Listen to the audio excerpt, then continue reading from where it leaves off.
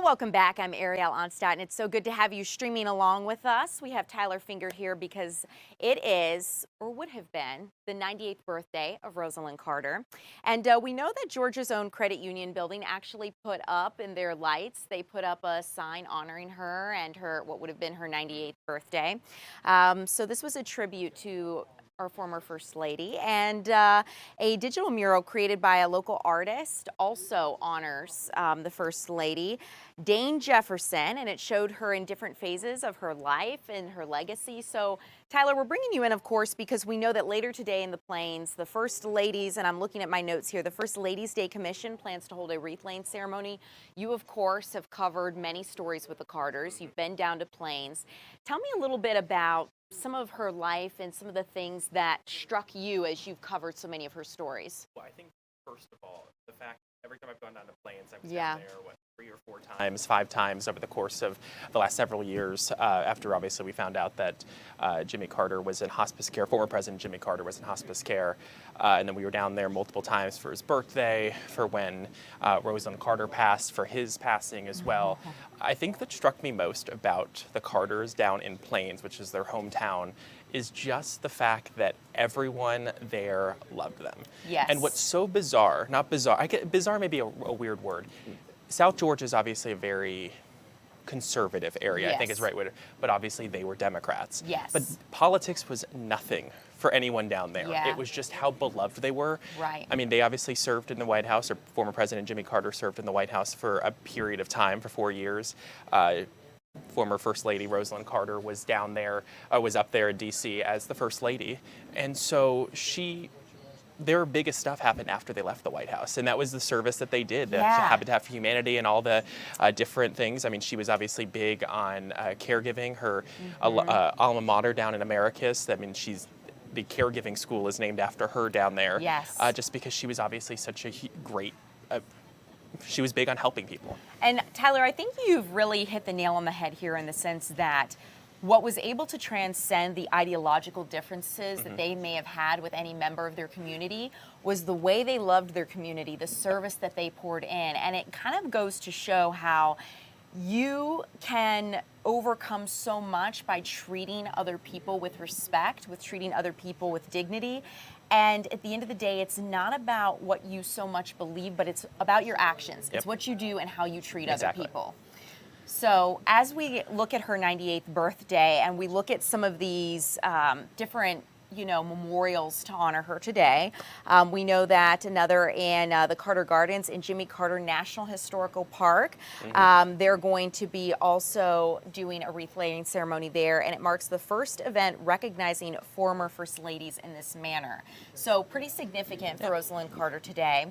When you looked at this situation as well, and you've covered so many stories about the Carters, the relationship between her and Jimmy was also very, very special. Oh yeah, they were inseparable. They were a team. I mean, obviously you think of them in a marriage, people are, the parents, obviously they had kids, they're a team, but they were known together. It wasn't just former President Jimmy Carter and then his wife. No, it was former President Jimmy Carter and former First Lady Rosalynn Carter. Yes. They were a package unit because, I mean, he really made it that way. He wanted to be not just about him, it was about her and him, about what they're doing, the Habitat for Humanity, obviously his work at the Carter Center, their work at the Carter Center, because she was all there as well, helping with the work, making sure their humanitarian work was unfolding around the world, and obviously that work continues. And we're here on Briarcliff Road in Atlanta, and we're literally not far. You just go down the street and turn right, and you're at the Carter Center. There.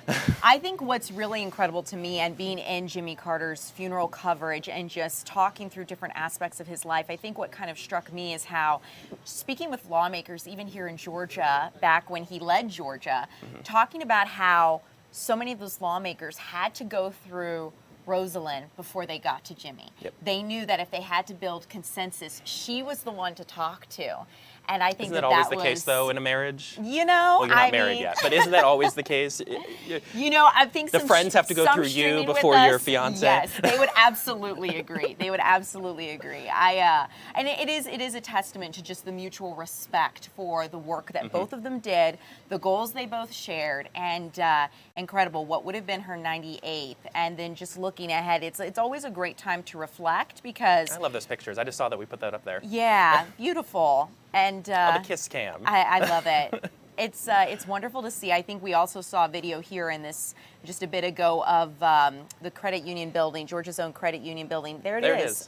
With the 98th birthday message for Rosalynn Carter and her family. So it's really cool to look at. I love that they're always able to change those out. So.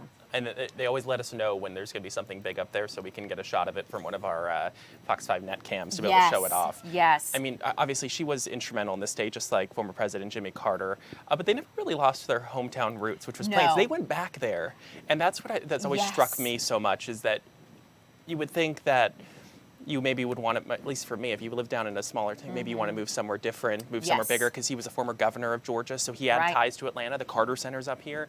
But they wanted to stay down in Plains, which just shows just the type of people they were. They liked their hometown. They loved the atmosphere down there. Totally. I mean, Plains, what is it? Like population, like what, 500 or something, if that.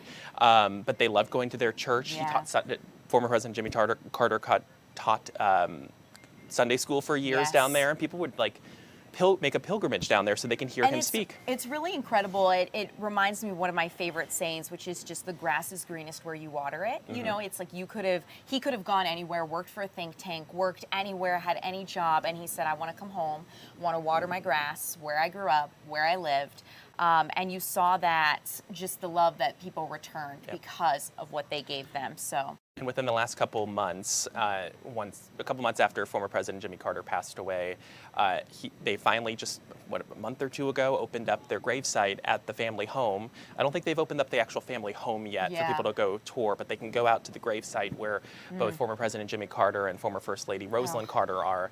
And I hope a lot of people understand, because this is what we heard over and over from folks down there when we were doing stories covering her passing and then his passing, just about the legacy they leave behind. Obviously, we know former President Jimmy Carter's because he has the Carter Center. She obviously was known for the women's rights and mental health care and that type of work. And that work obviously is continuing. We obviously know the Carter Center's taking part in that. And then obviously, people don't want their passing to be just history. Their work is going to obviously be continuing. And I just think that's what's so great about what they've built. Because they are just their work is going to continue and it won't stop. And it's sad that they passed away, but she was obviously battling dementia. He was on hospice care for so long. And his family was just very obviously saddened with their losses, but they know that they're together again. Yes. And the one thing I don't know if you were here yet, for Rosalynn Carter's funeral, that struck me the most, after they did their funeral at Maranatha Baptist Church, they did their procession down the street in downtown Plains. People showed up, so many people. They got out of the car, the family, out of the motorcade, and walked the streets. And that's in relation to, if you remember back in the inauguration parade. I think they even did it for former President Jimmy Carter's funeral as well. And it was a tribute to that. I get chills when you tell me about that, because it's just so significant to say that, hey, he really wanted to show he was a man of the people. He wasn't too good to ride in a presidential motorcade. He wanted to get out. He wanted to walk. He wanted people to walk with him. And there have been so many moments in ceremonies and memorials since where people have gotten out and done that same thing, paying tribute to what he did. So now all inaugurations, it's standard protocol to get out, even if it's like -5 degrees in Washington D.C. in January. People are still going to get out and walk for a little bit. But it was a moving tribute seeing them walk through the streets like that in honor of her, and then obviously in honor of him during his funeral as well. Because we got tipped off that was going to happen about a couple minutes before, and just seeing all the tears people got out. Because when I remember I did an interview with somebody and they told me that it moved them to tears to see that, because it was such a moving tribute to be able to do that all those years later for their funerals. Amazing. Tyler, Thank you for giving this perspective and the color to this discussion. I think you guys, if you're streaming along, you have any questions or things you want to talk about regarding the Carters. Tyler here, you can find him on social media, I'm sure. You can find his email, and we can talk a little bit more about it. It is always a wonderful discussion to just pay tribute to the President and First Lady that came right here from Georgia, so it's really great. Tyler, thank you so much for joining us and discussing. We're going to switch gears.